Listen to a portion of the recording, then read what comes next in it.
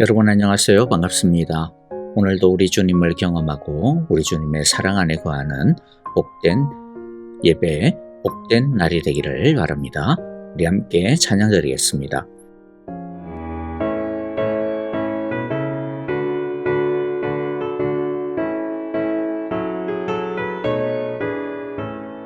주의 친절한 팔에 안기세 우리 마음이 편안하리니 항상 기쁘고 복이 되겠네.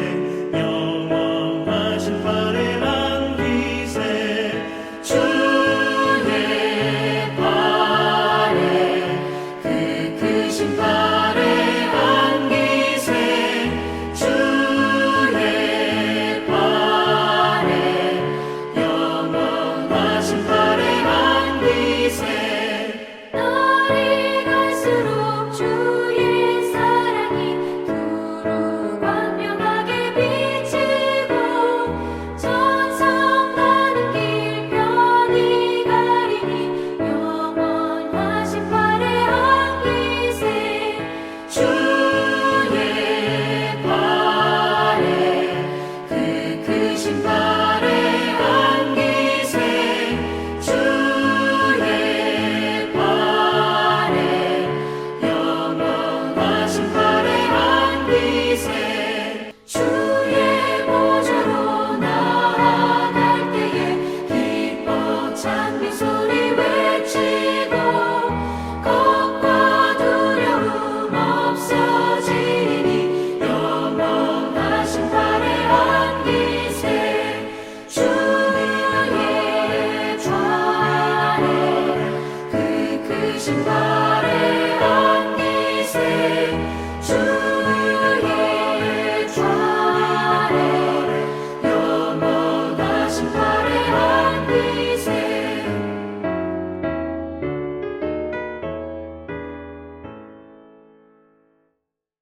오늘 우리가 함께 나눌 하나님의 말씀 갈라디아서 5장 22절 23절입니다. 우리 같이 읽어보겠습니다. 그러나 성령의 열매는 사랑과 기쁨과 화평과 인내와 친절과 선함과 신실과 온유와 절제입니다. 이런 것들을 막을 법이 없습니다. 자, 오늘은 18번째 성령의 열매인 온유에 대해 함께 알아보도록 하겠습니다. 온유함에 대한 전형적인 오해가 있다면 그것은 나약함, 우유부단함, 조용함 그런 것을 온유라고 생각하는 것일 겁니다. 그러나 성경에서 말하는 온유는 그런 것과는 사뭇 다릅니다. 성경의 온유를 그나마 가장 잘 표현해주는 말이 있다면 그것은 외유내강이라고 할 수 있을 겁니다. 겉으로는 매우 유약해 보이고 부드러운 것 같지만 그러나 그 내면은 아주 단단하고 강인합니다. 먼저 온유의 뜻을 정확하게 이해하는 것이 첫 번째 발걸음이 될 것 같습니다. 결론부터 내려서 성경의 온유를 정리하자면 강력한 힘이 조화롭고 질서 있게 통제된 상태, 절제되고 정제된 강함이라고 할 수 있을 것입니다. 먼저 온유에 해당되어지는 헬라어가 어떻게 사용되어지는지를 살펴보고 그 다음에 성경에서 어떻게 사용이 되는지 예를 살펴보도록 하겠습니다. 먼저 재미있는 예를 하나 소개하겠습니다. 성경 이외에 온유로 사용되어지는 이 헬라어의 단어 온유는요, 일반적인 책에서도 많이 사용이 되고 있는데 그 중에 흥미로운 하나의 예를 소개하겠습니다. 그러면 온유라고 하는 의미가 무엇인지 훨씬 더 와닿을 것 같습니다. 고대 크세노폰과 같은 군사작가들은 야생마를 훈련시켜 전쟁터에 내보낼 수 있는 상태로 만들었을 때 바로 그때를 이 단어 온유라고 사용을 했습니다. 야생마는 힘이 넘치지만 통제가 안 되어 전장에서는 쓸모가 없죠. 하지만 훈련을 통해 주인의 고삐에 순응하게 되면 그 강력한 힘은 그대로 유지하면서 이제는 주인의 명령에 따라 그 힘을 응집력 있게 강력하게 사용할 줄 알게 되어 적진을 돌파하는 힘이 됩니다.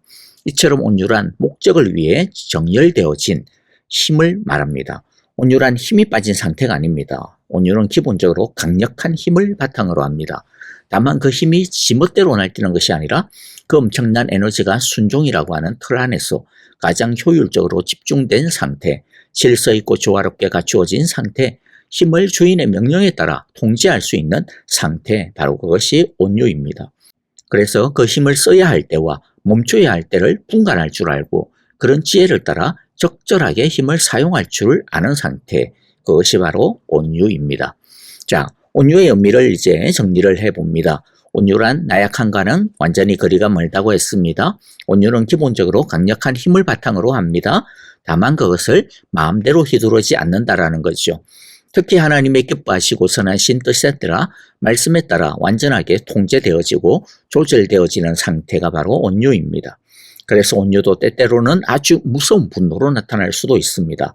하나님께서 죄에 대해 악에 대해 분노하듯이 죄에 대해 악에 대해서 거룩한 분노를 가집니다. 이것도 온유입니다. 그리고 온유는 때로는 한없이 참고 인내하고 자신을 낮추는 모습으로 나타나죠. 힘이 없어서 그런 게 아닙니다. 권리가 없어서가 아닙니다. 힘이 있고 자기에게 마땅한 권리가 있지만은 그 힘과 권리를 사용하기를 스스로 포기하는 겁니다. 스스로 절제하는 것입니다. 왜냐하면 그것이 하나님의 의와 사랑을 이루는 길이기 때문에 스스로 포기하는 것이죠. 자, 이제 이 온유의 열매를 보여주는 성경의 예를 한번 살펴보겠습니다. 온유도 하나님과의 관계, 이웃과의 관계, 또 자기 자신과의 관계에서 어떻게 나타나는지를 볼 텐데요. 오늘은 이 각각의 온유의 관계에 성경상의 대표적인 인물들을 한번 살펴보면서 이 온유의 열매를 맺게 되어질 때 우리에게 어떤 축복이 있는지, 어떤 유익이 있는지 살펴보도록 하겠습니다. 첫째, 하나님과의 관계에서의 온유의 모습을 우리는 예수님을 통해서 발견할 수가 있습니다. 하나님 앞에서의 온유는 자신의 뜻을 끊고 하나님의 주권을 온전히 받아들이는 절대적인 순복으로 나타납니다. 자신의 뜻을 주장하지 아니하고 하나님의 뜻에 절대 항복하고 순종하는 것이 뭐다? 바로 온유라는 거죠. 겟세마네에서의 예수님은 이렇게 기도했죠. 마태복음 26장 39절에 예수께서는 조금 더 나아가서 얼굴을 땅에 대고 엎드려서 기도하셨다. 나의 아버지, 할 수만 있으시면 이 잔을 내게서 지나가게 해주십시오. 그러나 내 뜻대로 하지 마시고 아버지의 뜻대로 해주십시오. 내 뜻대로 하지 마시고 아버지의 뜻대로 해주십시오. 예수님은 십자가라고 하는 고통의 잔을 피할 수 있는 권리와 힘이 있었을까요? 없었을까요? 있었습니다. 왜냐하면 예수님은 성부 하나님과 똑같은 신성과 영광과 권세를 가지신 제2위 하나님이시기 때문이죠. 하지만 예수님은 빌립보서 2장의 말씀처럼 스스로 그 모든 하나님으로서의 신성과 영광과 권세를 버리시고 성부의 뜻을 자신의 뜻으로 삼아 스스로 낮은 사람이 되셨습니다. 완전한 신성과 영광과 권세가 있었지만 그것을 자발적으로 포기하고 하나님의 주권을 온전히 받아들이셨습니다. 그래서 그는 겟세마네 동산에서 뿐만 아니라 항상 어떻게 사셨느냐? 내 원대로 하지 마시고 아버지의 뜻대로 하십시오. 아버지의 원대로 하십시오. 라고 기도하시고 그렇게 사셨습니다. 온유의 열매를 맺어가고 있는 우리도 예수님을 본받고 따라야 할 것입니다. 같은 하나님의 신성을 가지신 예수님조차도 아버지 하나님의 뜻에 완전히 순복하셨는데 우리도 예수님처럼 철저하게 하나님의 뜻과 소원에 순복하고 항복하는 것이 마땅하지 않겠습니까? 그러므로 온유한 자는 완전히 순종하는 자입니다. 온유한 자는 자신의 뜻과 의지를 주장하지 아니하고 하나님의 뜻과 말씀 아래 엎드리는 자입니다. 설령 하나님의 뜻과 계획이 우리 자신의 뜻과 계획과 다를지라도 설령 하나님의 뜻과 계획이 나를 불편하게 하고 나를 힘들게 하는 것이라 할지라도 예수님의 겟세마네의 기도처럼 내 뜻대로 마시고 아버지의 원대로 하소서라고 하나님의 뜻과 계획을 받아들이고 순종하는 것이 바로 온유의 열매를 맺어가고 있는 성령의 사람의 모습일 것이. 우리 모두 이런 겟세마네의 온유의 열매를 맺어가는 성령의 사람들이 다 되어지시기를 간절히 기도하고 축복합니다. 두 번째, 사랑과의 관계에서 온유의 모습은 요셉을 통해서 우리가 발견할 수가 있습니다.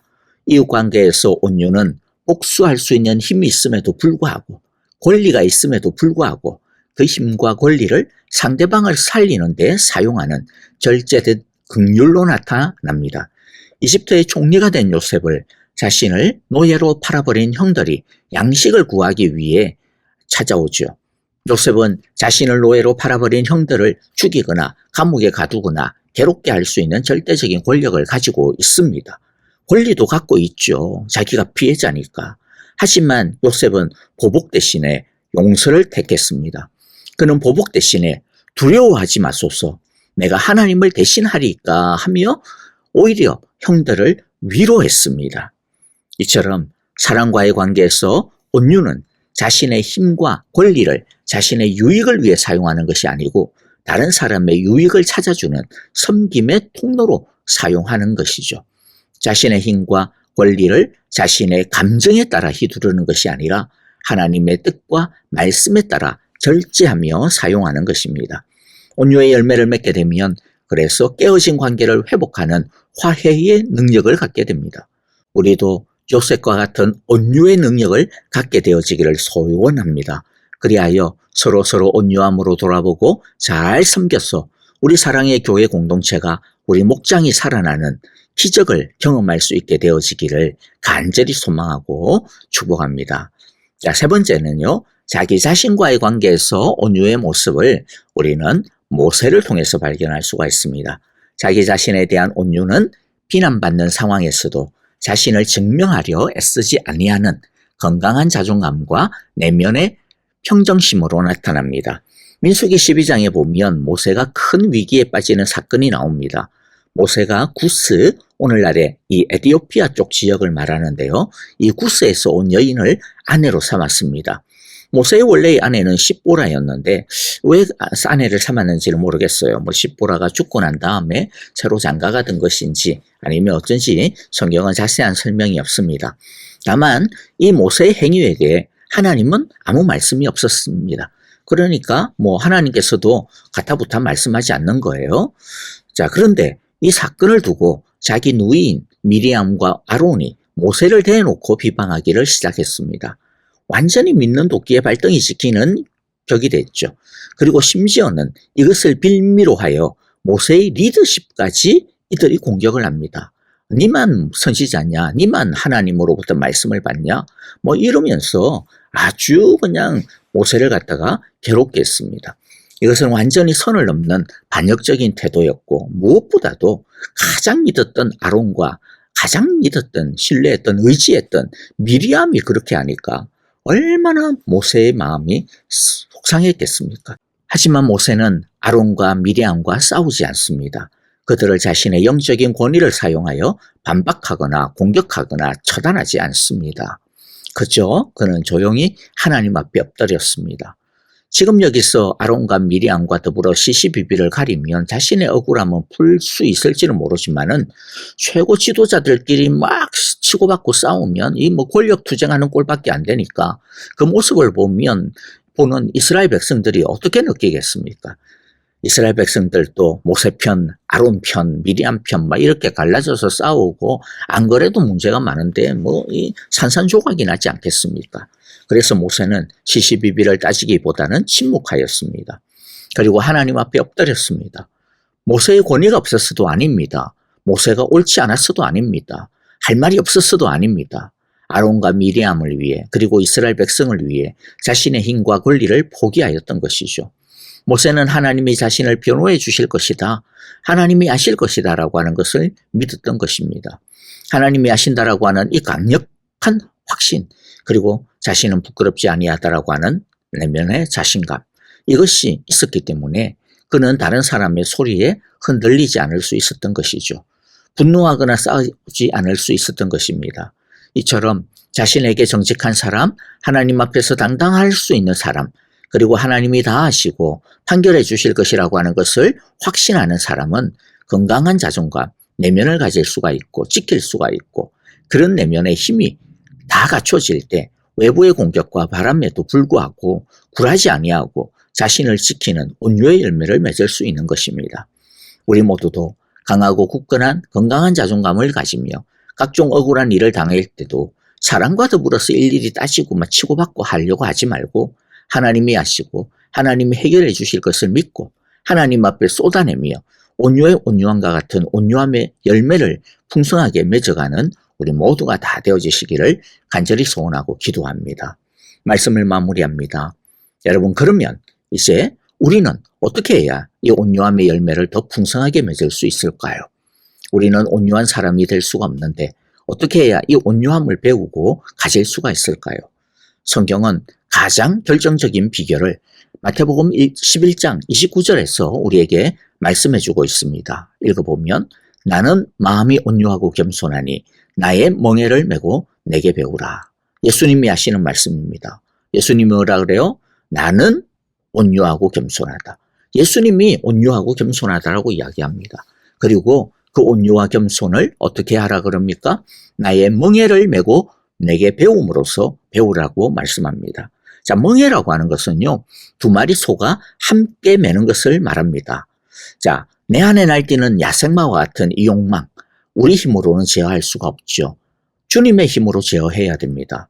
그것은 주님과 함께 함으로써 가능한 것입니다. 온유는 내 힘으로 참는 게 아닙니다. 온유의 본체이신 예수님 곁에서 한 멍에를 같이 메고서 딱 붙어 그분의 보폭에 나를 맞추는 것입니다. 그분과 함께 걸어가는 것입니다. 내가 앞서려고 하면 멍에가 아프겠죠. 내가 뒤처지려고 해도 아플 겁니다. 오직 주님께 속도를 맞추고 주님과 함께 걸어갈 때 평안이 옵니다. 그러면 우리 그런 걱정이 있죠. 주님 빨리 걸어가는데 우리 못 맞추면 어떡하냐고. 그렇지 않습니다. 오히려 예수님이 우리에게 맞춰주십니다. 처지지 않도록 대신 천천히 걸어가 주십니다. 그때 같이 가는 거죠. 그러므로 2026년 매일매일 주님과 함께 걸어가는 발걸음이 되어야 하겠습니다. 그럴 때 그 주님의 온유함이 우리를 다독여 주시고 그리고 그 주님의 온유함이 우리에게 전념이 되어집니다. 그리하여서 우리 주님처럼 우리 하나님 앞에 철저하게 순복하고 또 우리 주님처럼 우리가 가진 것을 가지고 다른 사람을 섬기고 잘되게 해주는 진짜 복의 통로, 복의 사람들이 다 되게 해주실 것입니다. 바라기는 2026년 이 온유의 열매를 우리의 삶 속에서 맺어서 우리 모든 가정들이 또 우리 교회가 더 풍성한 아름다운 공동체가 되어질 수 있게 되어지시기를 간절히 기도하고 축복합니다. 아멘. 자, 오늘 우리에게 주신 귀한 말씀들 우리 마음 가운데 새기면서 우리 함께 주여 나에게 온유의 열매를 맺게 하소서. 주님과 함께 멍에를 맴으로써 이 온유의 삶을 살아가게 하소서라고 우리 함께 기도하기를 원합니다. 이 온유의 열매를 맺어 주님 우리 모든 가정들이 정말로 행복한 가정 되게 하시고 우리 사랑의 교회가 정말로 모두가 함께 즐거움을 누리며 같이 서로 성장하는 교회가 되게 하소서. 우리 목장이 되게 하소서라고 우리 함께 기도하고요. 그리고 또한 우리 아프신 분들을 위하여 기도합니다. 김정수 권사님, 지수영 집사님, 오영자 권사님, 그리고 조창준 장로님, 박미성 집사님을 위하여서 기도해 주시고 또 보니까 우리 독감으로 많이 아프신 가정들이 있는 것 같아요. 여러분들 위하여서 또 회복을 위하여 기도해 주시기를 바랍니다. 그리고 신년 첫 주간을 맞이하여서 우리 신년 특별 새벽기도 매일 아침 6시에 계속 이어지고 있습니다. 여러분들 함께 나와서 같이 기도하고 같이 주님의 교회를 위하여 또 가정을 위하여 자녀들을 위하여 삶을 놓고서 우리 함께 간절하게 기도했으면 좋겠습니다. 그리고 또 다니엘 금식, 일반 금식 하시는 모든 분들에게도 우리 하나님의 큰 은혜가 넘치시기를 축복합니다. 선교사님들을 위하여서도 우리 같은 마음으로 같이 기도합시다. 함께 찬양하며 기도하겠습니다.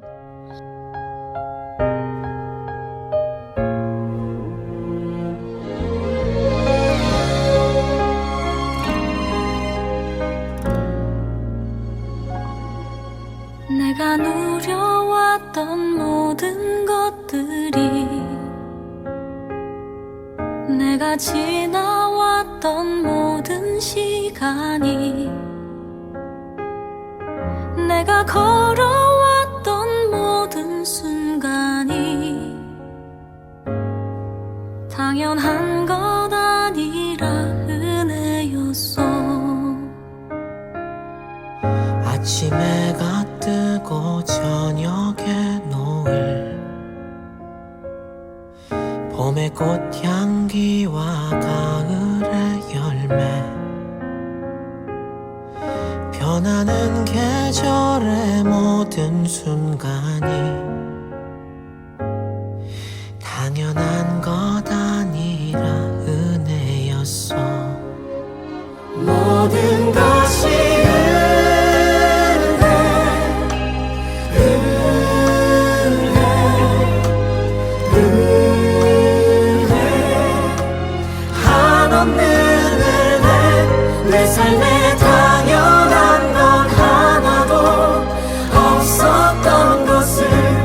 모든 것이 은혜였소.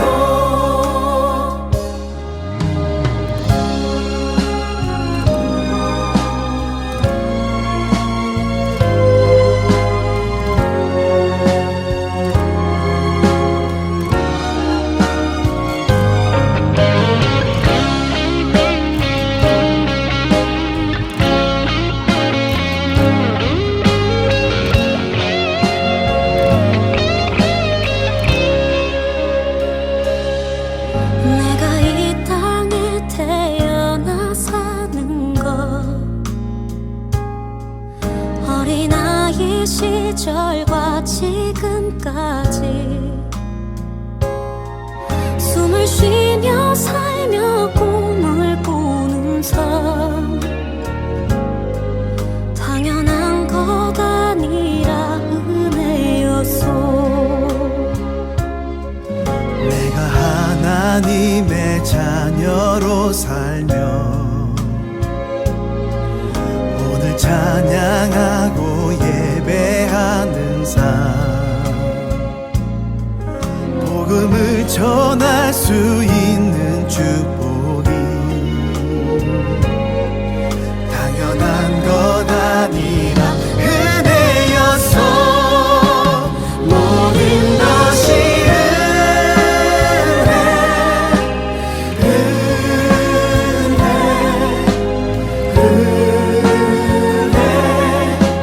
한없는 은혜. 내 삶에 당연한 건 하나도 없었던 것을 모든 것이 은혜였소. 모든 것이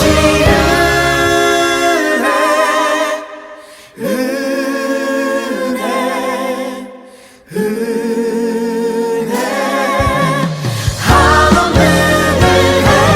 내 삶에 당연한 건 하나도 없었던 것을 모든 것이 은혜였소. 모든 것이 은혜.